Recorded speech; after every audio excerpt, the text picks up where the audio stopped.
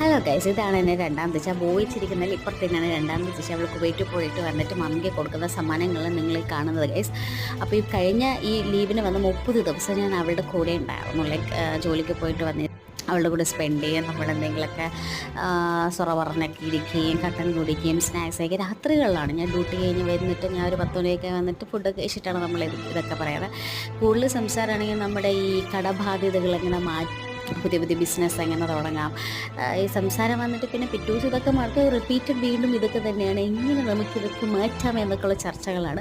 അങ്ങനെ 30 ദിവസം കഴിഞ്ഞ് അവളങ്ങ് പോയി. പക്ഷേ ഞാൻ സ്റ്റിൽ ഇവിടെ.